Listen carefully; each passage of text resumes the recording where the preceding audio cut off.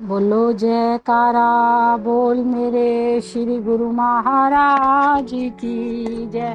बोलो साचे दरबार की जय। बोलो श्री अनंतपुर वासी भगवान की जय। बोलो नंगली निवासी भगवान की जय। अब लक्की की धरती एक पावन तीर्थ बनने के लिए विहाल पुकार कर रही थी। लक्की मरवर स्थान के प्रेमी तथा भक्तजनों के दिल में भी प्रेम उमड़ आया। उन सब ने मिलकर विचार किया कि श्री सद्गुरुदेव महाराज जी को कुछ समय के लिए लक्की मरवत में स्थायी निवास करने के लिए श्री चरणों में विनय की, ताकि हमारी जन्म जन्मांतरों से तृषित आत्मा को श्री दर्शन तथा श्री पावन वचनामृत पान करने का सौभाग्य मिल सके। अतः सबने मिलकर कुछ समय तक लक्की मरवत में स्थायी रूप से सत्संग रूपी गंगा को बहाने हेतु टेरी पहुंचकर श्री चरणों में विनय की। मालिक तो सदा आतुर पुकारों को शीघ्र सुनकर पथ प्रदर्शक बनकर सत्य की ध्वजा फहराने के लिए अवतार धारण करते हैं। फिर श्री सद्गुरुदेव महाराज जी उनकी विनय को कैसे अस्वीकार करते। संत महापुरुष तो स्वभाव से ही दयालु होते हैं। संत तुलसीदास जी ने संत महापुरुषों के करुणा स्वभाव से विषय में उत्तराखंड में लिखा है कि संत हृदय नवनीत समाना, कहा कवि न पै काही न पा जाना, निज परिताप द्रवे नवनीता, पर दुख द्रवई संत पुनीता। अर्थात संत महापुरुषों का हृदय मक्खन से भी कोमल होता है। माखन को स्वयं गर्मी मिलती है तो वह पिघलता है, परंतु संत महापुरुष का हृदय दूसरों के दुख को देखकर स्वयं पिघल जाता है। लक्की मरवत की भूमि तथा भक्त जनों की प्रेम भरी विनय सुनकर श्री सद्गुरुदेव महाराज जी ने टेरी से लक्की में पदार्पण किया। यह वही स्थान है जिसमें आपने उपदेश अमृत की पावन धारा बहाकर इस स्थान को सीमा प्रांत का मुख्य केंद्र बनाया तथा तीर्थ धाम के नाम से प्रसिद्ध किया। इसी पुण्य भूमि पर इस संप्रदाय के तृतीय तथा चतुर्थ महासम्राट श्री स्वामी वैराग्यानंद जी महाराज तथा श्री स्वामी बेअंत जी महाराज ने अवतार लिया और उन्होंने यहाँ अलौकिक बाल लीलाएं करके अलौकिक शक्ति का परिचय दिया। लक्की मरवत से में आश्रम के निर्माण का कार्य आरंभ हुआ। 4 दीवारी के मुख्य द्वार पर चौखट लगा दी गई। रात्रि के समय मन चले पठान लोग इसे उखाड़ कर ले गए। प्रातः भक्तों ने श्री चरणों में निवेदन किया कि दयानिधि क्षमाशील प्रभु, रात्रि के समय ना जाने कौन यहाँ से चौखट उखाड़ कर ले गया। अब क्या किया जाए। आपने नई चौखट लगवाने की आज्ञा दी और वचन फरमाए कि जो लोग दरवाजा ले गए हैं उन्हें कुछ मत कहो। सत्य है कि महापुरुषों का हृदय तो स्वभाव से ही राग द्वेष से रहित होता है। उनकी समतापूर्ण दृष्टि प्रत्येक प्राणी पर एक समान होती है। कुदरत उनकी सहायक होती है। कुछ दिनों पश्चात उन्हीं पठानों ने किसी अन्य स्थान से सामान चोरी किया। उनमें से कुछ पठान तो पकड़े गए और कुछ भाग गए। पकड़े गए पठान बंदी बना लिए गए। जो पकड़े गए थे उन्होंने ही कृष्ण द्वार का दरवाजा उखाड़ा था। उन पर मुकदमा चलाया गया और चोरी किया सामान एकत्रित किया जाने लगा। उनमें वह दरवाजा भी था। जांच पड़ताल में कर के पुनः दरवाजे को कृष्ण द्वार में पहुंचा दिया गया। इस मुकदमे का शीघ्र ही निर्णय हो गया और अत्यधिक दंड न होते हुए पठान मुक्त कर दिया गए। जिन पठानों ने इसे चुराया था उन्होंने श्री चरणों में आकर विनय की कि महाराज जी, हम निर्धनों पर भविष्य के लिए कृपा दृष्टि रखे। विधाता ने हमें अपने किए हुए अपराध का दंड स्वयं ही दे दिया है। आपने फरमाया, यहाँ तो सब कार्य स्वतः हो रहे हैं, हम किसी को वरदान या श्राप नहीं देते। संतों के हृदय में किसी के प्रति राग द्वेष की भावना नहीं होती। तुम सच्चे दिल से विधाता से क्षमा मांग लो, हमने आपको क्षमा कर दिया, आप निश्चित रहो। प्रेमियों के लिए कृष्ण द्वार का निर्माण तो पहले से ही आरंभ हो चुका था। अब वहां पर जल की आवश्यकता प्रतीत हुई। दिन प्रतिदिन जिज्ञासुओं की संख्या बढ़ती जा रही थी। कुछ भक्तों ने कुएं के लिए श्री चरणों में विनय की। आपने कुआं खुदवाने की आज्ञा प्रदान कर दी। आप स्वयं डेरा इस्माइल खां में उपदेश के लिए प्रस्थान कर गए। इस कार्य में आपने निस्वार्थ सेवा का कैसा सुखद प्रमाण होता है, ऐसा एक कौतुक दिखाया और यह भी दर्शाया कि सद्गुरु की सेवा का क्या महत्व होता है। वह वृत्तांत इस प्रकार है। यह क्षेत्र लक्की मरवत सारा मरुस्थल रेतीला इलाका है।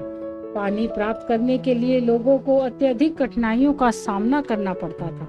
पानी अधिक गहराई होने के कारण कुछ दिन तो खुदाई होती रही। फिर निश्चित गहराई आने पर एक लकड़ी का गोल घेरा, जिसे चक्क कहते हैं, उसमें डाला गया। उस पर निर्माण का कार्य होने लगा। जब चक्क की ऊंचाई अधिक हुई तो रेत बार बार गिरनी आरंभ हो गई। जो कार्य दिन में किया जाता वह रात्रि को सब समाप्त हो जाता। रेत कुएं में गिर जाती और उसका क्षेत्र बढ़ जाता।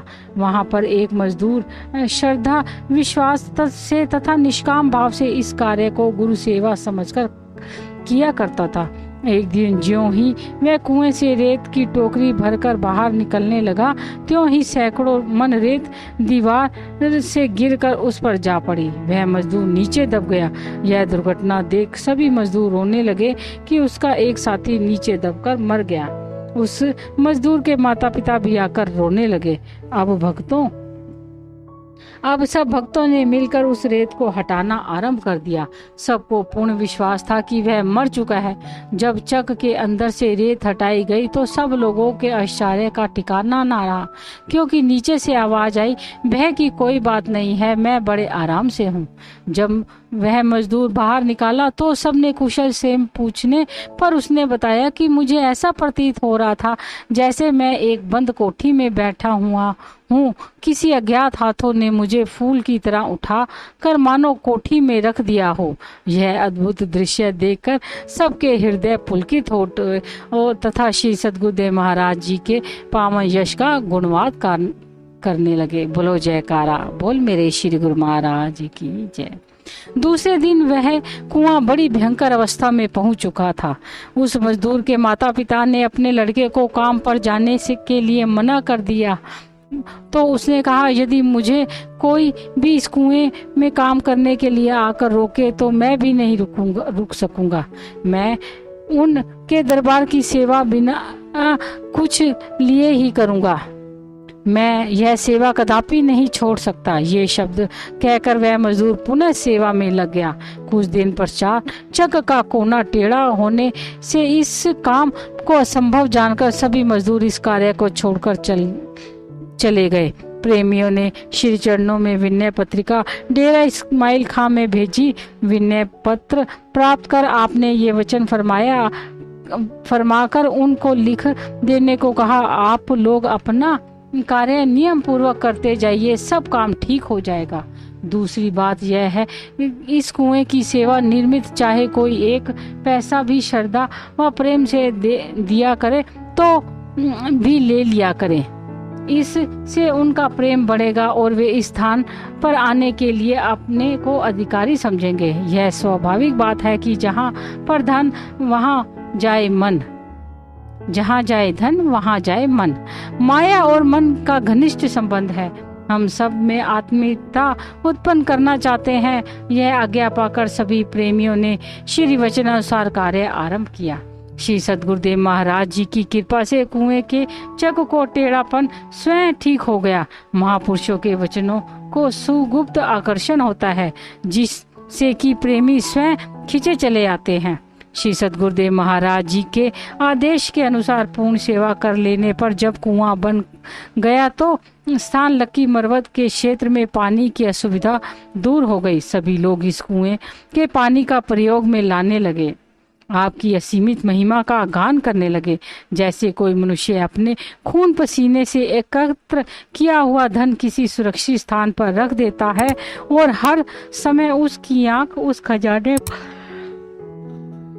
खजाने पर लगी रहती है, उठते बैठते उसी का चिंतन करता है। इसी प्रकार इस प्रांत के जिन लोगों ने इस कुएं की सेवा में भाग लिया तो श्री सद्गुरुदेव महाराज जी की कृपा से उनके जीवन में एक नए भक्ति भाव का रंग भर गया। त्याग, निष्काम सेवा तथा परोपकारिता उनके दिलों में कूट कूट कर भर गई। यह सब प्रभाव था श्री सद्गुरुदेव महाराज जी के लक्की मरवत में पर्दापरण करने का। अब लक्की मरवत एक तीर्थ स्थान बन चुका था। आप पूरे सीमा प्रांत में सत्संग उपदेश से सोई मानवता के भाग्य जगा रहे थे। प्रत्येक स्थान पर कुछ समय सत्संग उपदेश कर पुनः लक्की मरवत ही अधिकतर लौट आते। यहाँ सत्संग उपदेश के साथ साथ शरणागति अर्थात आत्मसमर्पण के लिए भी मार्ग खोल दिए। आत्मसमर्पण केवल यही नहीं कि शारीरिक रूप से ही सद्गुरुदेव के समर्पित होना, अपितु इसका अर्थ यह है कि अपनी मनमति का त्याग करके पूर्ण रूप से गुरुमति को धारण करने का व्रत लेना। श्री कृष्ण चंद्र जी महाराज ने जैसे कि परम सखा अर्जुन को उपदेश दिया है कि तमेव शरणम गच्छो सर्व भावेन भारत तत्प्रसादा परम शांति स्थानम प्रस्यसि श्वासितम।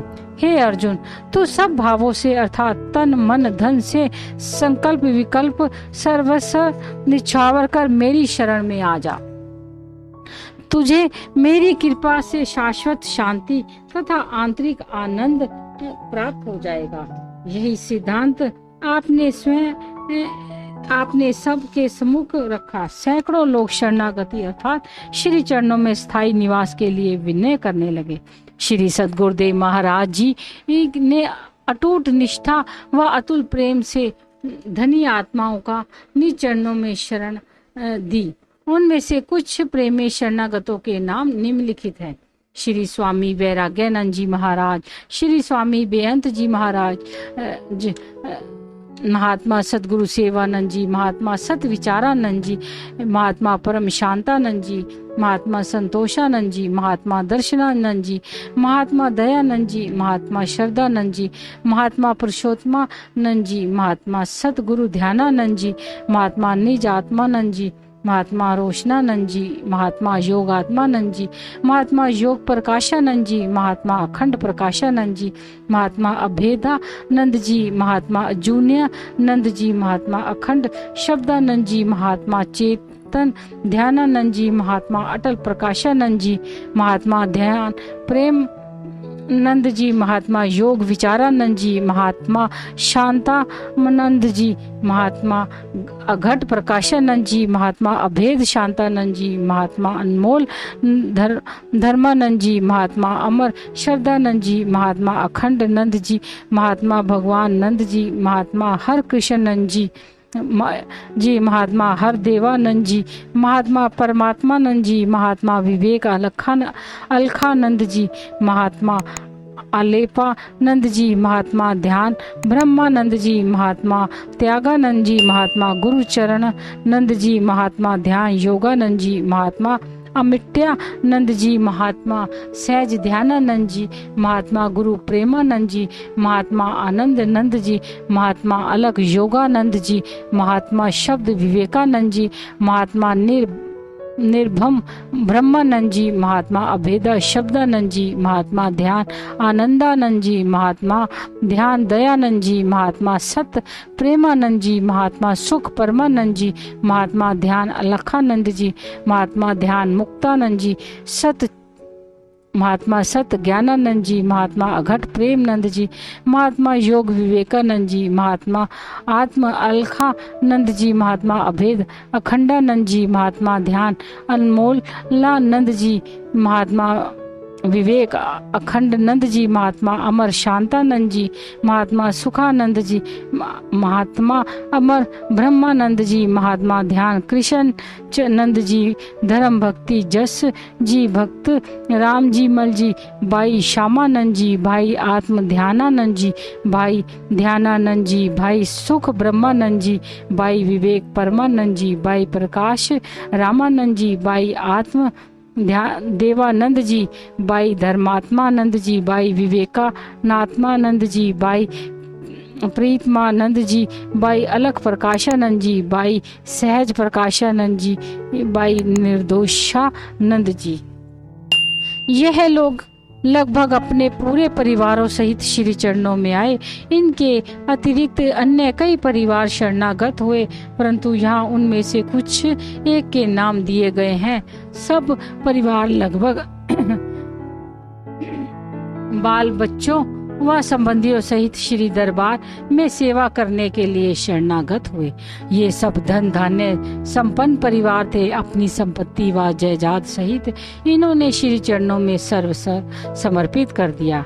जिसे अपनी आत्मिक उन्नति का विचार हो, उसे इन नश्वर वस्तुओं से क्या प्रयोजन। श्री सद्गुरुदेव महाराज जी श्री चरणों में कई लाखों की संपत्ति भेंट करे या सैकड़ों की, अथवा कुछ भी न करे, उन्हें तो इन वस्तुओं से कोई सरोकार नहीं। यदि कोई करता भी है तो इस धन को परमार्थ अर्थात लंगर या शरणागतों की आवश्यकता पूर्ति में लगा देते। वे तो आध्यात्मिक विद्या प्रदान करने के लिए आए थे, सर्वसाधारण तक उस दिव्य ज्योति को पहुंचाने आए थे। यह तो शरणागतों का अपना प्रेम था व उनकी श्रद्धा थी, जिससे प्रेरित होकर स्वयं आत्मिक कल्याण के लिए सर्वस्व न्यौछावर करते। वे स्वयं कहते थे कि फकीरी में मजा जिसको अमीरी क्या बेचारी है, मिला आनंद है इसमें हुआ जीवन सुखारी है। जब ये लोग श्री सद्गुरुदेव महाराज जी के श्री चरणों में शरणागत हुए तो इनके संबंधियों को, जो माया के मतवाले थे, बहुत दुख हुआ। परिवार वालों ने इनको समझाया, परंतु उनके कथन का इन पर तनिक भी प्रभाव न पड़ा। यहाँ तक उन्होंने कहा कि आप माता पिता भले ही भक्ति करो, अपने बच्चों को तो संसार में रहने दो। उन बेचारों ने अभी संसार को देखा ही क्या है, किंतु उनका किसी ने एक ना मानी। सब शरणागत परिवार श्री सद्गुरुदेव महाराज जी की आज्ञा व मौज के अनुसार जीवन व्यतीत करने लगे, जिसका परिणाम यह हुआ कि थोड़े समय 2-3 साल बाद ही इन लोगों को सच्चाई व निष्काम सेवा का संपूर्ण प्रदेश पर इतना प्रभाव पड़ा कि जो लोग दरबार में विषय में मिथ्या प्रचार करते थे, वे ही अपने अपराध को स्वीकार कर समय समय पर श्री सद्गुरुदेव महाराज जी के पावन दर्शनों के लिए आने लगे। जिन लोगों ने पहले दरबार के विषय में भला बुरा कहा था, वही अब स्तुति कर उसका गुणगान करने लगे। लंगर के लिए हर प्रकार से अनाज व धन की सेवा देने लगे। सत्य है कि दृढ़ संकल्प और सच्चाई से जो काम भी किया जाए, उसका प्रभाव दूसरों पर अवश्य पड़ता है। दुनिया का वास्तविक रूप ही तो यह है कि भक्ति फिरती थी दुनिया, जब तलब करते थे हम, अब तो नफरत हमने की, वह बेकार आने को है। अर्थात जब दुनिया के भोग ऐश्वर्य में सुख की खोज की जाए तो वे मायावी सुख जीवन के आगे आगे भागते हैं, और जब इनकी इच्छा ही दिल से हटा दी जाए तब ये पीछे पीछे भागते हैं कि हमें कोई स्वीकार करे। ठीक उसी प्रकार जब जैसे सूर्य की ओर मुख करके चलते जाओगे तो मनुष्य की छाया पीछे पीछे भागती है, और जब सूर्य की ओर पीठ करे तो परछाई आगे पीछे और मनुष्य के उसके पीछे पीछे भागेगा, परंतु वह परछाई हाथ में नहीं आने की। इसी प्रकार माया तो संत महापुरुषों की चरण रज है। जो जीव संत महापुरुषों की शरण ग्रहण कर लेता है, मायावी सुख भोग के समान उसके पीछे पीछे भागते हैं। बिल्कुल हुआ ही ऐसा कि अब वही लोग स्वयं दरबार की सेवा करने लगे और अन्य लोगों को सत्य संकल्प कराने की प्रेरणा देने लगे। अब श्री सद्गुरुदेव महाराज जी श्री दूसरी पातशाही जी ने साधु मंडली तैयार की और उन महात्माओं को सत्संग उपदेश के लिए आज्ञा देकर उपयुक्त स्थानों पर श्री परमहंस दयाल जी की प्रेम भक्ति तथा सुरत शब्द योग का उपदेश पहुंचाने के लिए भेजा। जिस प्रकार स्वयं आप परिश्रमी कर्तव्यनिष्ठ गुरु आज्ञा में तत्पर तथा परमार्थी थे, उसी प्रकार आपके शिष्य भी तदनुरूप थे। ना उन्हें दिन का चैन और ना रात्रि को विश्राम की चिंता। परमार्थ पद पर श्री सद्गुरुदेव की आज्ञा अनुसार जन जन तक अमर सत्य की ज्योति का प्रकाश फैलाना इन सब का परम कर्तव्य था। आपकी शक्ति तथा सहयोग से सेवकों ने वह कार्य कर दिखाया जिससे यह संप्रदाय उन्नति के पथ पर अग्रसर होता गया। आप स्वयं लक्की मरवत में ही सत्संग की पावन धारा बहा रहे थे। यहाँ पर प्रेमी परवाने वंश क्षमा पर मिटने के लिए शीघ्र आ रहे थे। इसी प्रकार श्री श्री 108 श्री सतगुरुदेव महाराज जी श्री दूसरी पातशाही जी ने अक्टूबर सन 1919 में सन 1914 तक सीमा प्रांत के नगर गांव में उपदेश अमृत के नव जीवन का संचार कर दिया। पंजाब में सीमा प्रांत को किरतार्थ कर आप श्री सतगुरुदेव महाराज जी श्री दूसरी पातशाही जी की मौज पंजाब को चिताने की हुई, क्योंकि संत महापुरुषों का मिशन सर्वजन हिताय होता है। श्री रामायण के उत्तरकांड में संत महापुरुषों के परोपकारिता का वर्णन इस प्रकार हुआ है। सत विटप सरिता गिरिधरणी परिहित हेतु सभा की करणी। संत महापुरुष वृक्ष नदी पर्वत तथा पृथ्वी ये सब दूसरों की भलाई के लिए कार्य करते हैं, किसी एक के लिए नहीं अपितु बहुजन हिताय सबके लिए समभाव से हित करते हैं। वृक्ष में चाहे कोई फल तोड़ ले, नदी में चाहे कोई पानी पी ले अथवा चाहे भर ले, ये दोनों कुछ नहीं कहते। पृथ्वी अनेक दुखों को सहती हुई समभाव से हित करती है। इसी प्रकार संत महापुरुष परमार्थ तथा भक्ति की अमृत वर्षा सर्वसाधारण पर समभाव से करते हैं। चाहे कोई भी इस अमृत का अधिकारी बनकर पी ले अथवा इस जाति भांति तथा ऊंच नीच में कोई भेद नहीं रखा जाता। बोलो जयकारा बोल मेरे श्री गुरु महाराज की जय।